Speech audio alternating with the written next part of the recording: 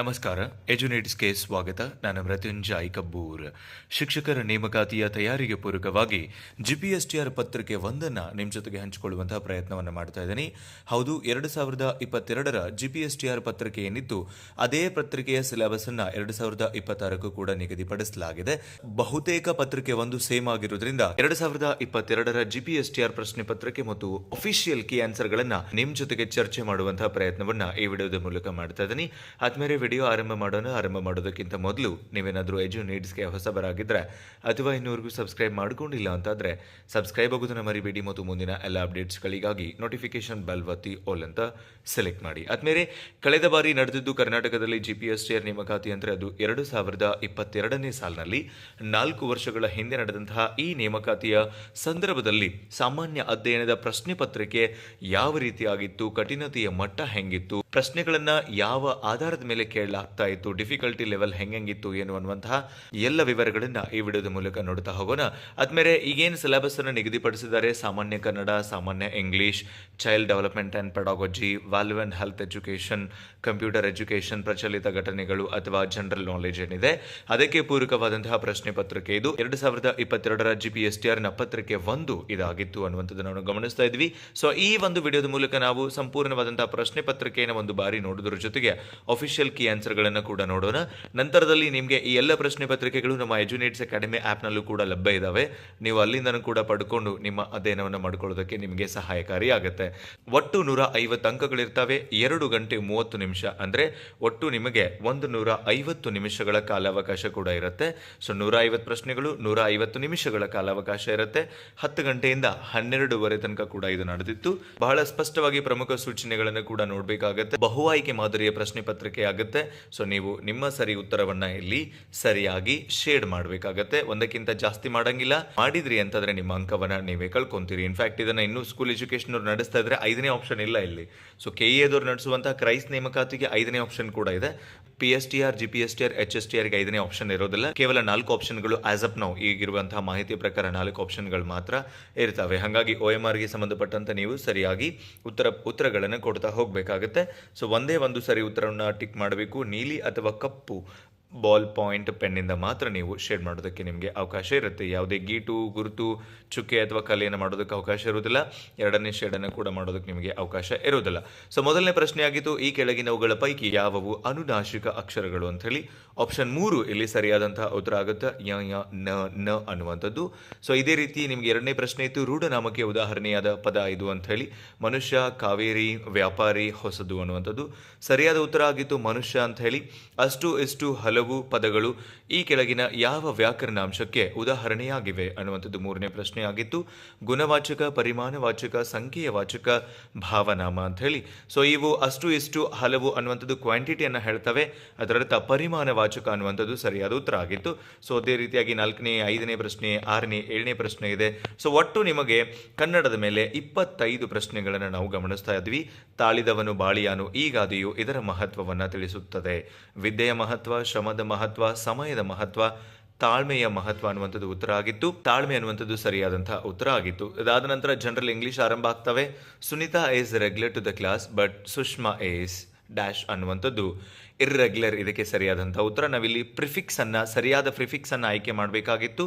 ಯಾವುದು ಪ್ರಿಫಿಕ್ಸ್ ಇದಕ್ಕೆ ಹೊಂದುತ್ತೆ ಅನ್ನುವಂಥದ್ದನ್ನು ನಾವು ಆಯ್ಕೆ ಮಾಡಬೇಕಾಗಿತ್ತು. ಇನ್ಫ್ಯಾಕ್ಟ್ ಆಪ್ಷನ್ 3 ಇದಕ್ಕೆ ಸರಿಯಾದಂತಹ ಉತ್ತರ ಆಗಿತ್ತು. ಡಿಫಿಕಲ್ಟಿ ಲೆವೆಲ್ ಏನು ಆ ಲೆವೆಲ್ಗಿಲ್ಲ. ನಮಗೇನು ಈ ಹೈಸ್ಕೂಲ್ಗೆ ಸೀಮಿತವಾದಂತಹ ಡಿಫಿಕಲ್ಟಿ ಲೆವೆಲ್ ಮಾತ್ರ ಇದೆ. ನೀವೊಂದು 4 ತಿಂಗಳು ಸರಿಯಾಗಿ ಡೆಡಿಕೇಟ್ ಮಾಡಿದ್ರಿ ಅಂತಂದ್ರೆ ಖಂಡಿತವಾಗಿಯೂ ನೀವು ಈ GPSTR ಪರೀಕ್ಷೆನ ಕ್ರ್ಯಾಕ್ ಮಾಡಬಹುದು. ಹಂಗಂತ ಹೇಳಿ 4-5 ವರ್ಷದಿಂದ ಓದ್ತಾ ಇದ್ದೀನಿ ನನಗಾಗಿಲ್ಲ ನೀವು ಹೆಂಗೆ ಹೇಳ್ತೀರಿ ಅಂತ ನಂಗೆ ದಯವಿಟ್ಟು ಕ್ವಶನ್ ಮಾಡಬೇಡಿ. ನೀವು ಎಷ್ಟು ಓದ್ತೀರಿ, ಏನು ಓದ್ತೀರಿ ಅನ್ನೋದಕ್ಕಿಂತ ಹೆಂಗೆ ಓದ್ತೀರಿ, ಏನನ್ನ ಓದಬೇಕು, ಏನನ್ನ ಓದಬಾರ್ದು ಅನ್ನೋದನ್ನ ತಿಳ್ಕೊಂತೀರಿ ಅನ್ನೋದ್ರ ಮೇಲೆ ನಿಮ್ಮ ಫಲಿತಾಂಶ ಮತ್ತು ನಿಮ್ಮ ಸ್ಮಾರ್ಟ್ ಸ್ಟಡಿಯ ಸ್ಟ್ರಾಟಜಿಗಳು ಇಲ್ಲಿ ಕೆಲಸ ಮಾಡ್ತವೆ. ಅದು ಬಹಳ ಮುಖ್ಯವಾಗಿ ನಿಮಗೆ ಗೊತ್ತಿರಬೇಕಾಗುತ್ತೆ. So man is a social animal, identify the subject in the above sentence ಅನ್ನುವಂಥದ್ದು ನಿಮಗೆ 43ನೇ ಪ್ರಶ್ನೆ ಆಗಿತ್ತು. 46, 50 ಪ್ರಶ್ನೆಗಳು ಇಲ್ಲಿಗೆ ನಾವು ಕವರ್ ಮಾಡಿದ್ವಿ. 25 ಕನ್ನಡ, 25 ಇಂಗ್ಲಿಷ್. ಡೋಂಟ್ ವರಿ, ನಾ ಇದೇ ಪ್ರಶ್ನೆ ಪತ್ರಿಕೆಯನ್ನ ನಿಮಗೆ ಟೆಲಿಗ್ರಾಮ್ ಚಾನಲ್ ಅಲ್ಲೂ ಕೂಡ ಅಪ್ಲೋಡ್ ಮಾಡಿರ್ತೀನಿ, ನಮ್ಮ ಆ್ಯಪ್ನಲ್ಲೂ ಡಿಸ್ಕ್ರಿಪ್ಷನ್ನಲ್ಲೂ ಕೂಡ ಲಭ್ಯವಿದೆ. ನಿಮಗೆ ನೇರವಾದ ಕೀ ಆನ್ಸರ್ಗಳನ್ನು ಕೂಡ ಕೊಡ್ತೀನಿ, ನಥಿಂಗ್ ಟು ವರಿ. ಬಟ್ ಮೊದಲು ನಾವು ಪ್ರಶ್ನೆ ಪತ್ರಿಕೆ ಹೆಂಗಿದೆ, ಇದರ ಒಂದು ಕಠಿಣತೆಯ ಮಟ್ಟ ಹೆಂಗಿದೆ, ಯಾವ ಆಧಾರದ ಮೇಲೆ ಪ್ರಶ್ನೆಗಳನ್ನು ಕೇಳ್ತಾರೆ ಅನ್ನುವಂಥ ಒಂದಿಷ್ಟು ಅಳತೆಗಳನ್ನು ಮಾಡಬೇಕಾಗಿದೆ. ಒಂದಿಷ್ಟು ನಾವು ಕ್ಯಾಲ್ಕುಲೇಷನ್ಸ್ ಅನ್ನು ಮಾಡಿಕೊಂಡು ನಮ್ಮ ಅಧ್ಯಯನವನ್ನು ಮಾಡಬೇಕಾಗಿದೆ. ಚಿದಂಬರ ರಹಸ್ಯವನ್ನು ಬರೆದವರು ಯಾರು ಅನ್ನುವಂಥ ಪ್ರಶ್ನೆ ಕೂಡ ಇದೆ. ಭಾರತದ ನೆಪೋಲಿಯನ್ ಅಂತ ಹೇಳಿ ಯಾರನ್ನೇ ಕರೀತಾರೆ ಅನ್ನುವಂಥ ಪ್ರಶ್ನೆ ಇತ್ತು. ಸಮುದ್ರಗುಪ್ತ ಸರಿಯಾದಂತಹ ಉತ್ತರ ಆಗಿತ್ತು. ಕೆ ಆನ್ಸರ್ನಲ್ಲೂ ನೋಡೋಣಂತೆ, don't worry. So G K ಮೇಲೆ ನಿಮಗೆ ಇಲ್ಲಿ ಮೆಂಟಲ್ ಎಬಿಲಿಟಿನೂ ಇರುತ್ತೆ, ಜಿ ಕೆನೂ ಇರುತ್ತೆ, ಹಿಸ್ಟ್ರಿನೂ ಇರುತ್ತೆ, ಕರೆಂಟ್ ಅಫೇರ್ಸ್ ಕೂಡ ಇರುತ್ತೆ. ಎಲ್ಲ ರೀತಿಯ ಜಿ ಕೆನ ಕೂಡ ಇಲ್ಲಿ ಕವರ್ ಮಾಡಲಾಗಿರುತ್ತೆ. ಸೊ ಸಮಯ ಮತ್ತು ನಿಮಗೆ ಕೋಡಿಂಗ್ ಡಿಕೋಡಿಂಗ್ ಇರಬಹುದು, ಸಮಯ ಇರಬಹುದು, ಆಮೇಲೆ ಸರಳ ಬಡ್ಡಿ ಇರ್ಬೋದು, ಈ ರೀತಿಯಾದಂಥ ಬೇರೆ ಬೇರೆಯಾದಂಥ ಒಂದಿಷ್ಟು ವಿಷಯಗಳಿಗೆ ಸಂಬಂಧಪಟ್ಟಂತಹ ಪ್ರಶ್ನೆ ಇರ್ತವೆ. ಕರೆಂಟ್ ಅಫೇರ್ಸ್ ಮೇಲೆ ವೈದ್ಯಕೀಯ ಕ್ಷೇತ್ರದಲ್ಲಿನ ಸಾಧನೆಗೆ ಪದ್ಮ ವಿಭೂಷಣ ಪ್ರಶಸ್ತಿ 2021 ಪಡೆದ ಕನ್ನಡಿಗ ಯಾರು ಅನ್ನುವಂಥ ಪ್ರಶ್ನೆಯನ್ನು ಕೂಡ ಕೇಳಲಾಗಿತ್ತು. ಭಾರತದಲ್ಲಿ ಮೊದಲ ಬಾರಿಗೆ ಯಂಗ್ ರೀಡರ್ ಬೋಟ್ ಲೈಬ್ರರಿಯನ್ನು ಪ್ರಾರಂಭ ಮಾಡಿದಂತಹ ರಾಜ್ಯ ಯಾವುದು ಅನ್ನುವಂತಹ ಪ್ರಶ್ನೆಯನ್ನು ಕೂಡ ಕೇಳಲಾಗಿತ್ತು. ಕರ್ನಾಟಕದಲ್ಲಿ SSLC ಪರೀಕ್ಷೆಯನ್ನು ಯಶಸ್ವಿಯಾಗಿ ಪೂರೈಸಿದ ರೈತರ ಮಕ್ಕಳ ಮುಂದಿನ ವಿದ್ಯಾಭ್ಯಾಸದ ಸಲುವಾಗಿ ಪ್ರತಿ ವರ್ಷ ಶಿಷ್ಯ ವೇತನ ಒದಗಿಸುವ ಕಾರ್ಯಕ್ರಮ ಯಾವುದು ಅನ್ನುವಂತಹ ಪ್ರಶ್ನೆಯನ್ನು ಕೂಡ ಕೇಳಲಾಗಿತ್ತು. ಆ ಟೈಮ್ನಾಗ ಇದು ಫುಲ್ ಟಾಪ್ ಕರೆಂಟ್ ಅಫೇರ್ಸ್ ಆಗಿತ್ತು. ಬಿಕಾಸ್ ಅವಾಗ ಬೊಮ್ಮಾಯಿ ಅವರು ಮುಖ್ಯಮಂತ್ರಿ ಆಗಿದ್ರು. ಅವರು ಒಂದು ಹೊಸ ಕಾರ್ಯಕ್ರಮವನ್ನು ಲಾಂಚ್ ಮಾಡಿದ್ರು, ಮುಖ್ಯಮಂತ್ರಿ ರೈತ ವಿದ್ಯಾನಿಧಿ ಅಂತ ಹೇಳಿ. SSLCಯನ್ನು ಪಾಸ್ ಮಾಡಿದಂತಹ ರೈತರ ಮಕ್ಕಳ ಮುಂದಿನ ವಿದ್ಯಾಭ್ಯಾಸಕ್ಕಾಗಿ, ವಿದ್ಯಾಭ್ಯಾಸದ ವೆಚ್ಚಗಳಿಗಾಗಿ ಈ ಒಂದು ವಿದ್ಯಾರ್ಥಿ ವೇತನವನ್ನು ಕೊಡಲಾಗಿತ್ತು. ನಾವೇನು SSP ಅಂತ ಕರಿತೀವಲ್ಲ, ಆ SSP ವ್ಯಾಪ್ತಿನಲ್ಲೇ ಈ ಒಂದು ಮುಖ್ಯಮಂತ್ರಿ ರೈತ ವಿದ್ಯಾನಿಧಿ ವಿದ್ಯಾರ್ಥಿ ವೇತನ ಕೂಡ ಇತ್ತು. ಸೊ ವಿಶ್ವದ ಅತಿ ಎತ್ತರದ ರೈಲ್ವೆ ಸೇತುವೆ ಎಲ್ಲಿದೆ ಅಂತ ಪ್ರಶ್ನೆ ಕೂಡ ಇತ್ತು. ಸೊ ಅಗೇನ್ ಅದರ ಮೇಲೂ ಕೂಡ 25 ಪ್ರಶ್ನೆ ಇರ್ತಾವೆ ನಿಮಗೆ. Current affairs, mental ability, general knowledge ಎಲ್ಲ ಸೇರಿ 25 ಪ್ರಶ್ನೆಗಳನ್ನು ಇಲ್ಲಿ ಕೇಳಲಾಗುತ್ತೆ. ಸೊ ಅದಾದ ಮೇಲೆ ನಿಮಗೆ ನೇರವಾಗಿ CDP ಆರಂಭ ಆಗುತ್ತೆ. ಚೈಲ್ಡ್ ಡೆವಲಪ್ಮೆಂಟ್ ಆ್ಯಂಡ್ ಪೆಡಾಗಜಿ, ಶೈಕ್ಷಣಿಕ ಮನೋವಿಜ್ಞಾನ, ಮಗುವಿನ ಬೆಳವಣಿಗೆ ಮತ್ತು ಬೋಧನಾಶಾಸ್ತ್ರಕ್ಕೆ ಸಂಬಂಧಪಟ್ಟಂತಹ ಇಲ್ಲಿ ಪ್ರಶ್ನೆಗಳು ಆರಂಭ ಆಗುತ್ತೆ. ಡಿಸ್ಲೆಕ್ಸಿಯಾ ಸ್ಥಿತಿ ಹೊಂದಿರುವಂತಹ ಕ್ಲಿಷ್ಟತೆ ಯಾವುದನ್ನು ಹೇಳುತ್ತೆ ಅಂತೇಳಿ ನೆನಪಿರಲಿ ನಿಮಗೆ. ಡಿಸ್ಲೆಕ್ಸಿಯಾ, ಡಿಸ್ಗ್ರಾಫಿಯಾ, ಡಿಸ್ಕ್ಯಾಲ್ಕುಲಿಯಾ, ಈ ಮೂರರ ಪೈಕಿ ಒಂದು ಪ್ರಶ್ನೆ TET-ನಲ್ಲೂ CET-ನಲ್ಲೂ ಯಾವಾಗಲೂ ರಿಪೀಟ್ ಆಗ್ತಾನೆ ಇರುತ್ತೆ. ಸೊ ಈ ಏನು ನ್ಯೂನ್ಯತೆಗಳಿದ್ದಾವೆ, ಈ ಕಲಿಕಾ ನ್ಯೂನ್ಯತೆಗಳು ಅಂತ ಕರಿತೀವಿ, ಆ ಕಲಿಕಾ ನ್ಯೂನ್ಯತೆಗಳಿಗೆ ಸಂಬಂಧಪಟ್ಟಂತಹ ಒಂದು ಪ್ರಶ್ನೆ ಸಹಜವಾಗಿ ಪ್ರತಿ ವರ್ಷ ಕೂಡ ಬರ್ತಾನೆ ಇರುತ್ತೆ TET-ನಲ್ಲಿ, CET-ನಲ್ಲಿ. ಡಿಸ್ಲೆಕ್ಸಿಯಾ ಓದುವುದರ ಒಂದು ಕ್ಲಿಷ್ಟತೆ ಅಥವಾ ನ್ಯೂನ್ಯತೆಯನ್ನು ಹೇಳುತ್ತೆ. ಡಿಸ್ಗ್ರಾಫಿಯಾ ಬರವಣಿಗೆಗೆ ಸಂಬಂಧಪಟ್ಟಂತಹ ನ್ಯೂನ್ಯತೆಯನ್ನು ಹೇಳುತ್ತೆ. ಡಿಸ್ಕ್ಯಾಲ್ಕುಲಿಯಾ ಅಂಕಗಣಿತಕ್ಕೆ ಸಂಬಂಧಪಟ್ಟಂತಹ ನ್ಯೂನ್ಯತೆಯನ್ನು ಹೇಳುತ್ತೆ. ಅದಕ್ಕೆ ಸಂಬಂಧಪಟ್ಟಂತೆ ನೀವು ಈಗಾಗಲೇ ಓದಿರ್ತೀರಿ. ಸೊ ಹಾಗಾಗಿ ನಾನು ಪ್ರತಿ ಪ್ರಶ್ನೆಯನ್ನು ಕೂಡ ಇಲ್ಲಿ ರಿವ್ಯೂ ಮಾಡ್ತಾ ಇಲ್ಲ. ನೀವು ಇದೇ ಪ್ರಶ್ನೆ ಪತ್ರಿಕೆನ ನಂತರದಲ್ಲಿ ಡೌನ್ಲೋಡ್ ಮಾಡಿಕೊಂಡು ಆರಾಮಾಗಿ ಕೂತ್ಕೊಂಡು ನೀವು ಯಥಾವತ್ತಾಗಿ ಒಂದ್ಸಲ ಸಾಲ್ವ್ ಮಾಡಿ, ಒಂದ್ಸಲ ರಿವ್ಯೂ ಮಾಡಿ, ನಿಮ್ಮನ್ನು ನೀವು ಮೌಲ್ಯಮಾಪನ ಮಾಡಿಕೊಳ್ಳೋದಕ್ಕೆ ಖಂಡಿತವಾಗಿಯೂ ಇದು ಸಹಾಯಕಾರಿಯಾಗುತ್ತೆ. 75ನೇ ಪ್ರಶ್ನೆಯಿಂದ ಈ ಒಂದು CDP ಆರಂಭ ಆಗ್ತಾ ಇದೆ. ಸೊ CDPಗೆ ಸಂಬಂಧಪಟ್ಟಂತೆ ನಿಮಗೆ 5E ಕಲಿಕಾ ಮಾದರಿ ಇರಬಹುದು, ಅಥವಾ ಬೋಧನಾ ಕಲಿಕಾ ವಿಧಾನ ಇರಬಹುದು, ಬೆಳವಣಿಗೆ ಮತ್ತು ವಿಕಾಸ ಇರಬಹುದು, ಬೇರೆ ಬೇರೆದಂತಹ ಬೋಧನಾ ವಿಧಾನಗಳು, ಮೆಥಡ್ಗಳು ಇತ್ಯಾದಿ ಸಾಕಷ್ಟು ರೀತಿಯ ಪ್ರಶ್ನೆಗಳನ್ನು ಇಲ್ಲಿ ಕೇಳಲಾಗುತ್ತೆ. ಸೊ ಬೋಧನಾ ವಿಧಾನಕ್ಕೆ ಸಂಬಂಧಪಟ್ಟಂತೆ ಒಟ್ಟು ನಿಮಗೆ 50 ಪ್ರಶ್ನೆಗಳಿದ್ದಾವೆ CDPಗೆ ಸಂಬಂಧಪಟ್ಟಂತೆ. CDPಯ ನಂತರ ನಿಮಗೆ ಆರೋಗ್ಯ ಮತ್ತು ಮೌಲ್ಯ ಶಿಕ್ಷಣ ಬರುತ್ತೆ, ಹೆಲ್ತ್ ಆ್ಯಂಡ್ ವ್ಯಾಲ್ಯೂ ಎಜುಕೇಷನ್ ಅಂತ ಹೇಳಿ. ಟೈಫಾಯ್ಡ್, ಕಾಲರಾ ಮತ್ತು ಟ್ಯೂಬರ್ಕ್ಯುಲೋಸಿಸ್ ಕಾಯಿಲೆಗಳಿಗೆ ಕಾರಣವಾಗುವಂತಹ ಸೂಕ್ಷ್ಮಾಣುಜೀವಿ ಯಾವುದು ಅನ್ನುವಂಥದ್ದು ಪ್ರಶ್ನೆಯಾಗಿತ್ತು. ಪ್ರಥಮ ಚಿಕಿತ್ಸೆ ಅಂದ್ರೇನು ಅನ್ನುವಂಥ ಪ್ರಶ್ನೆ ಕೂಡ ಇತ್ತು. ಆಕಸ್ಮಿಕ ಚಿಕಿತ್ಸೆ, ಪೂರ್ವಭಾವಿ ಚಿಕಿತ್ಸೆ, ದೀರ್ಘಾವಧಿ ಚಿಕಿತ್ಸೆ, ವೈದ್ಯರು ಸಲಹೆ ನೀಡಿದ ನಂತರ ಒದಗಿಸುವ ಚಿಕಿತ್ಸೆ ಅನ್ನುವಂಥದ್ದು ಬಹಳ ಸಿಂಪಲ್ ಆದಂಥ ಪ್ರಶ್ನೆಗಳಿರ್ತವೆ. ಅದೇ ಹೇಳ್ತಾ ಇದ್ದೀನಿ, ಕಠಿಣತೆಯ ಮಟ್ಟವನ್ನು ಸೀನಿಯರ್ ಸೆಕೆಂಡರಿ ಲೆವೆಲ್ಗೆ ನಿಗದಿಪಡಿಸಿರೋದ್ರಿಂದ ನೀವು ಹೆಂಗೆ ಏನು ಓದ್ತೀರಿ ಅನ್ನೋದು ಬಹಳ ಮ್ಯಾಟ್ರ್ ಆಗುತ್ತೆ. ಈ ಒಂದು ಕ್ರೂಷಿಯಲ್ ಟೈಮ್ನಲ್ಲಿ ಬಹಳ ಚಂದದ ಒಂದು ಪ್ಲಾನನ್ನು ಮಾಡಿಕೊಂಡು ನೀವು ಅಧ್ಯಯನವನ್ನು ಮಾಡಬೇಕಾಗುತ್ತೆ. ಪ್ರಥಮ ಚಿಕಿತ್ಸೆ ಅಥವಾ ಫಸ್ಟ್ ಏಡ್ ಅಂತಂದ್ರೇನು? ಪೂರ್ವಭಾವಿ ಚಿಕಿತ್ಸೆ. ನಾವು ಆಸ್ಪತ್ರೆಗೆ ಹೋಗೋದಕ್ಕಿಂತ ಮುಂಚೆ ಏನು ಕೊಡ್ತೀವಿ ರೋಗಿಗೆ ಅಥವಾ ಗಾಯಾಳುಗೆ, ಅದನ್ನು ನಾವು ಪೂರ್ವಭಾವಿ ಚಿಕಿತ್ಸೆ ಅಂತ ಕರಿತೀವಿ. ಸೊ ಈ ರೀತಿಯಾದಂಥ ಒಂದಿಷ್ಟು ಪ್ರಶ್ನೆಗಳಿತ್ತು. ಆಮೇಲೆ ನಿಮಗೆ ಕಂಪ್ಯೂಟರ್ ಮೇಲೂ ಕೂಡ 10 ಪ್ರಶ್ನೆಗಳಿತ್ತು. ರೋಬೋಟಿಕ್ ತಂತ್ರಜ್ಞಾನ ಇರ್ಬೋದು, ಮೊಬೈಲ್ನಲ್ಲಿ ಬಳಸುವಂಥ ಆಂಡ್ರಾಯ್ಡ್ ಆಪರೇಟಿಂಗ್ ಸಿಸ್ಟಮ್ಗೆ ಸಂಬಂಧಪಟ್ಟಂತೆ ಇರ್ಬೋದು, ಆಮೇಲೆ ಒಂದು ನಿಬ್ಬಲ್ ಅಂದರೆ ಏನು ಅಂತ ಹೇಳಿ, ಸರ್ಚ್ ಇಂಜಿನ್ ಯಾವುದಲ್ಲ ಅಂತ ಹೇಳಿ, ಆಮೇಲೆ ವರ್ಡ್ ಪ್ರೊಸೆಸರ್ನಲ್ಲಿ ಹೊಸ ಡಾಕ್ಯುಮೆಂಟನ್ನು ತೆರಿಬೇಕು ಅಂತಂದರೆ ಕಂಟ್ರೋಲ್ ಕೀ, ಶಾರ್ಟ್ಕಟ್ ಕೀ ಯಾವುದು ಅಂತ ಕೂಡ ಕೇಳಿದರು. ಸೊ ಹೊಸ ಡಾಕ್ಯುಮೆಂಟ್ ಅಂತಂದ್ರೇನು? New document.